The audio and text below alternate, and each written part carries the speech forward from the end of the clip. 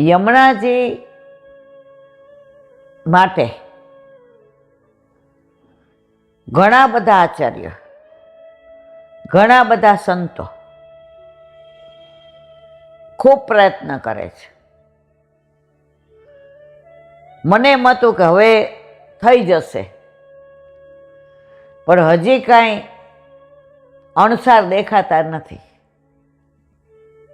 ત્યારે મને એક જણે એવું કહ્યું કે ઈલાબેન, તમે બધા અહીંયા બોલો છો, હવે ત્યાં સુધી તો પહોંચતું ના હોય એવું બને ને. પછી આપણે મોદીજીને યોગીજીનો વાંક કાઢીએ ખોટો. તમે ભેગા થઈ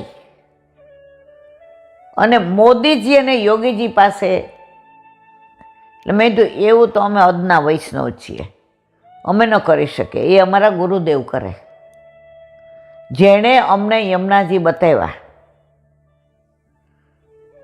જેણે એમનું સ્વરૂપ સમજાવ્યું. એટલે જે કરે તે એ લોકો કરે. તો કે તમે બધા જે કરો એ, પણ કાંઈક ત્યાં પહોંચે એવું કરો. હવે મને તો બધાને ખબર છે, કાંઈ બહુ આવડતું નથી, ખબર નથી પડતી. હું તો આ બધું વાંચ્યું હોય, બાળકોના વચનામૃત હોય, કોકે અનુભવ, એ બધું બોલું છું. એટલે ત્યાં સુધી પહોંચવું કેવી રીતે એ ગુરુદેવને વિનંતી કરીએ. કારણ હવે જો આપણે ત્યાં સુધી નહીં પહોંચીએ તો અત્યાર સુધીની આપણી બધી પ્રવૃત્તિ વ્યર્થ જશે. તો ત્યાં સુધી પહોંચવા માટે આપણે બધા એક થવું પડશે. અને એક કોણ કરી શકે? વલ્લભકુળ. વૈષ્ણવ એક ના કરી શકે.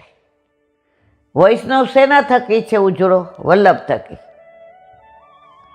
આજે વલ્લભકુળે આપણને વૈષ્ણવ ના બનાવ્યો તો ઓળખત કોણ? તો હવે બધા જે નક્કી કરીને જે આજ્ઞા કરે, આપણે બધું કરવા તૈયાર છીએ. પણ મારા વાલા, હવે અમારા યમુનાજીને મૂળ સ્વરૂપ આપો, એવી મોદીજી અને યોગીજીને અમારી ખાસ વૈષ્ણવ સમાજની વિનંતી છે. બોલો વલ્લભા.